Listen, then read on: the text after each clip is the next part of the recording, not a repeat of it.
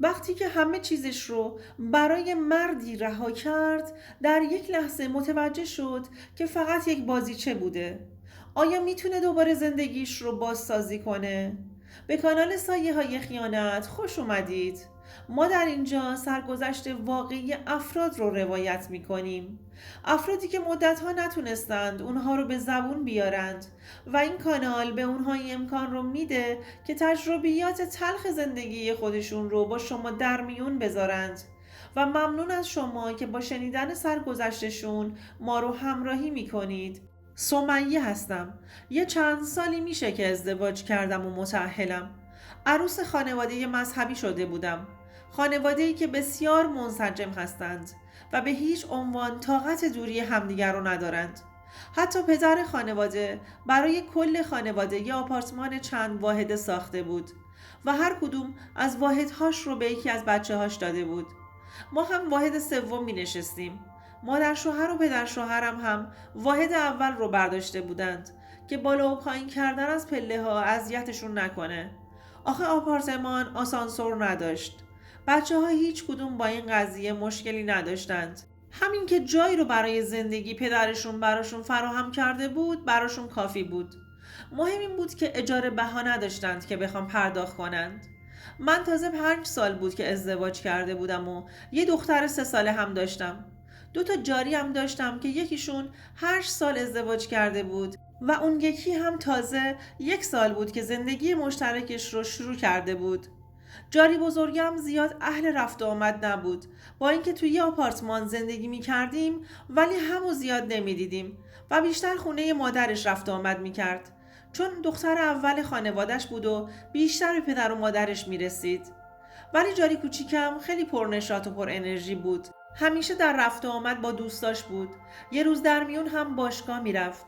اما من چون دختر کوچیک داشتم بیشتر تو خونه بودم و نهایت میخواستم خونه مادرم برم و شب رو اونجا بمونم.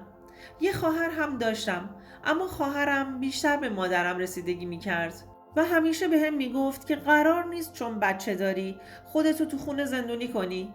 ولی من حوصله نداشتم با بچه و کلی وسایل این طرف و اون طرف برم.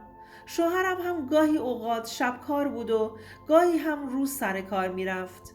ولی برادر شوهرم همیشه برای کارش این شهر و اون شهر میرفت و گاهی هم میشد تو هفته خونه هم نمی اومد. واسه خاطر همین جاریم بیشتر وقتش آزاد بود. من اصلا با جاری ها مشکلی نداشتم. چون یادم مادرم اینا هم با زنم اینا اصلا مشکلی نداشتند و اون ذهنیت برام مونده بود.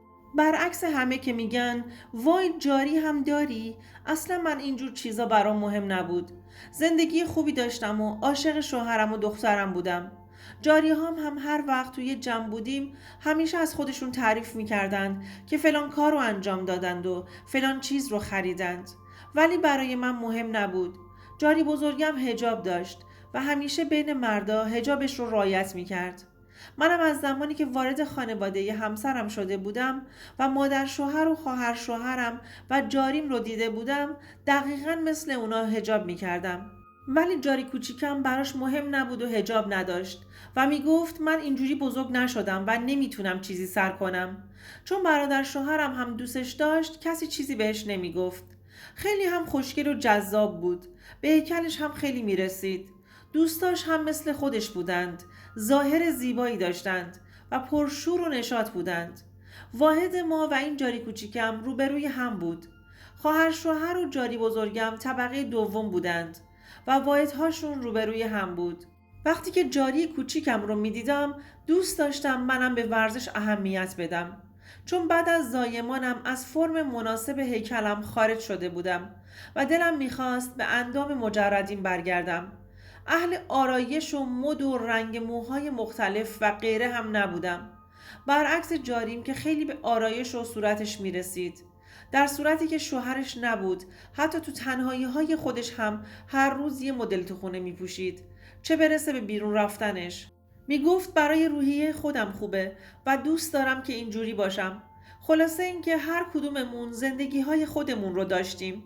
تا اینکه یه روز همسرم امیر بهم گفت سمیه چرا تو هم آرایش نمی کنی و به خودت مثل رها نمی رسی؟ دوستان عزیزم، اگر تا اینجای داستان خوشتون اومد لطفاً این ویدیو رو لایکش کنید. رها اسم جاری کوچیکم بود. اصلا انتظار چنین حرفی رو از امیر نداشتم. گفتم چطور شد که این حرف رو زدی؟ گفت آخه میبینم خیلی به خودش میرسه. حتی وقتی که داداشم نیست به خودش اهمیت میده و تو پوششش و آرایشش هم وقت میذاره. از این حرفش ناراحت شدم. گفتم اون خانوم بچه نداره، وقتش هم آزاده، شوهرش هم که خونه نیست، پخت و پز هم که نمیکنه، یه نفر آدمه، بیشتر وقتشو تو مهمونی میگذرونه. خب بایدم به خودش برسه، نه مثل من که از صبح پا میشم باید هم به تو برسم، هم به خونه، هم به بچه. دیگه وقتم میکنم که به خودم برسم. امیر از این حرفی که بهش زدم رفت تو فکر. دوباره گفتم حالا بذار اونم بچه بیاره، بعدش رو نگاه کن. اگر اون موقع هم همینجوری این همه وقت آزاد واسه باشگاه و غیره داشت، من اون روز رو یادت میارم. الان این دختره 2 روزه رو به رخ من میکشی، به جای اینکه بیای بگی خانومم ممنون که خودتو وقف من و زندگی و بچه کردی، اما داری اینجوری میگی. از اون روز نهال حسادت رو امیر تو دلم نسبت به رها کاشت. دیگه بهش بدبین شده بودم. پیش خودم گفتم نکنه که دوستاشم میان اینجا امیر روی اونا هم زوم میکنه و نگاشون میکنه. دیگه از اون روز به بعد حال و روز خوشی نداشتم.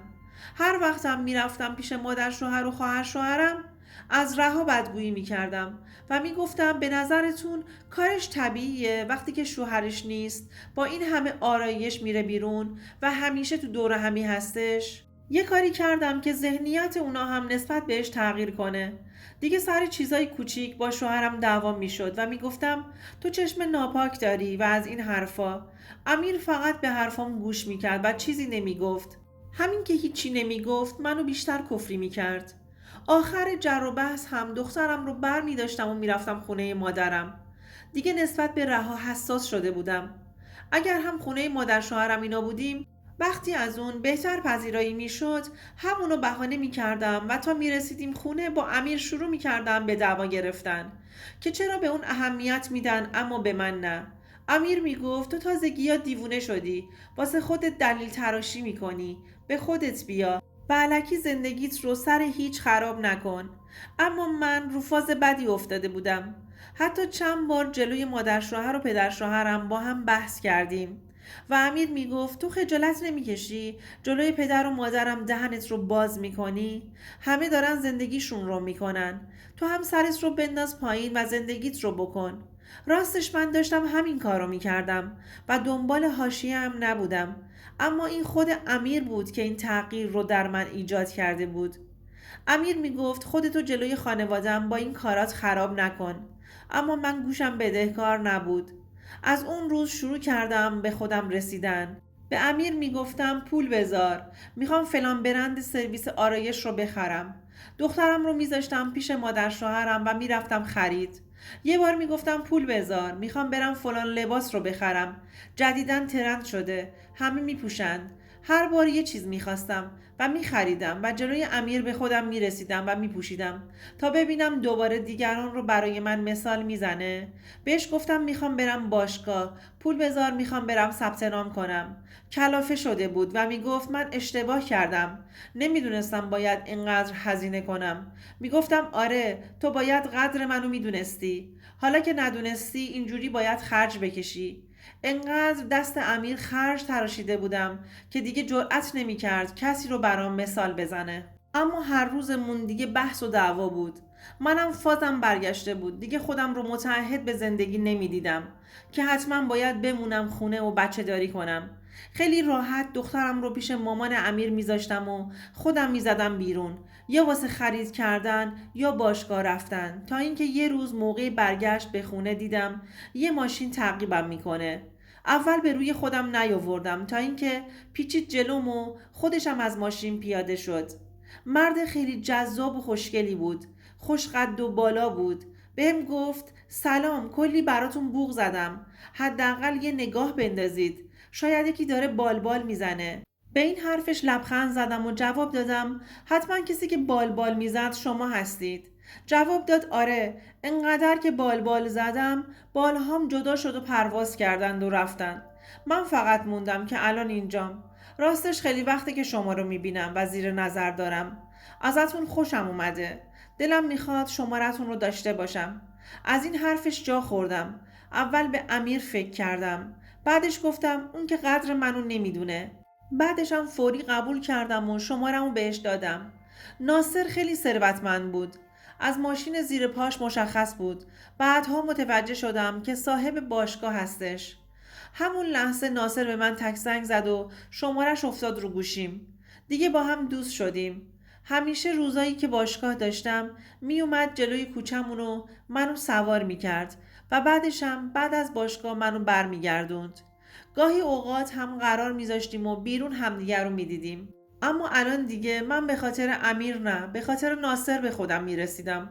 چون اون هر وقت تغییری که در من میدید ازم تعریف و تمجید میکرد و قربون صدقم میرفت. یه روز ازم پرسید که بچه هم داری؟ گفتم آره، یه دختر 3 ساله دارم.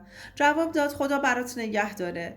وقتی عکس های دخترم رو بهش نشون داده بودم کلی نازش کرد و گفت که شبیه خودمه. خلاصه با ناصر خوشحال بودم. امیر شوهر خودم آدم سردی بود، اما برعکس ناصر آتیش خالص بود. تا اینکه یه روز ازم دعوت کرد که به ویلاشون بریم. من اون روز تو خونه برنامه ریزی کردم و یکی از خوشگل‌ترین لباسهای مارکی رو که خریده بودم پوشیدم. همراهش به ویلا رفتیم. ویلاشون خیلی بزرگ و زیبا بود.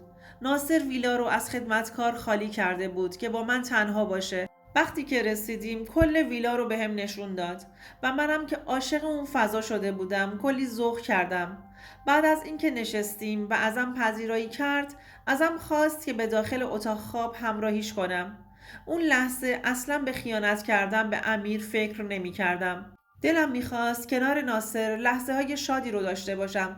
واقعا اون روز بهترین لحظه ها رو کنار هم داشتیم. هیچ وقت فکر نمی کردم مردی هم باشه که بدون کنار یک زن باید چیکار کنه. ناصر برای من صد تمام بود. تو آغوشش احساس آرامشی داشتم که توی کل اون سالها کنار امیر نداشتم. ناصر بهم گفت اگر دلت میخواد میتونی از شوهرت جدا بشی و با من باشی.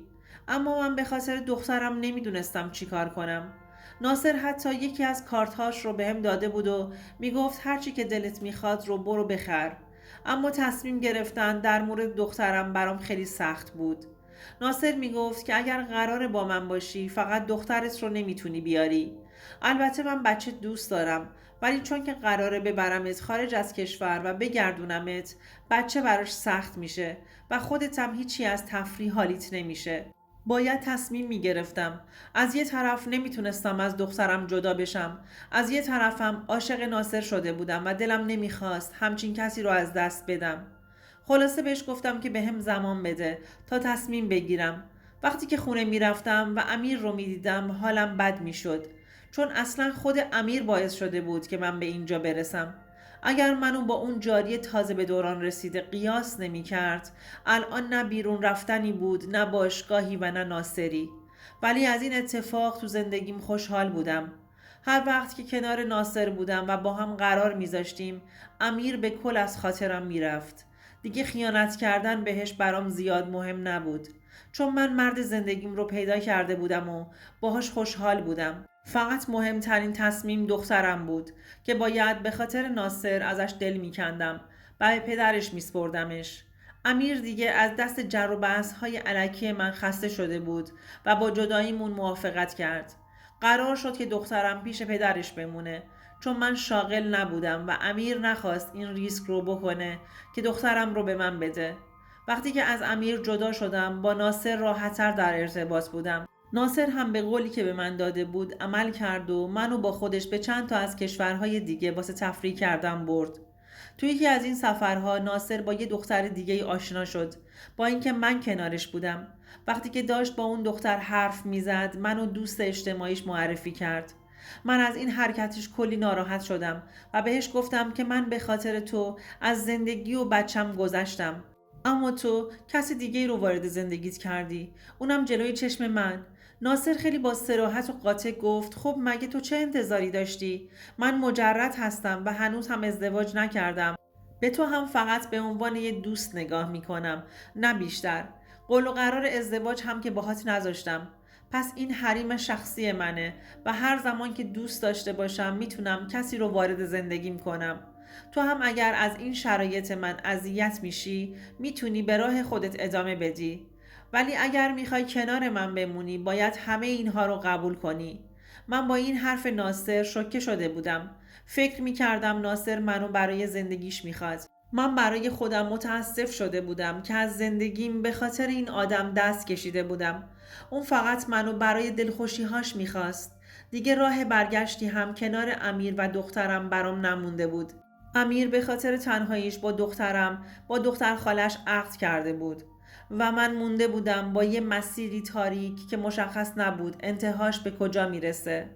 دوستان عزیزم، اگر شما هم به این نوع سبک از محتواها علاقه‌مند هستید، این ویدیو برای تو هستش. لطفاً برای دیدن ویدیوهای بیشتر ما رو سابسکرایب کنید و ممنون که تا انتهای این ویدیو با ما همراه بودید.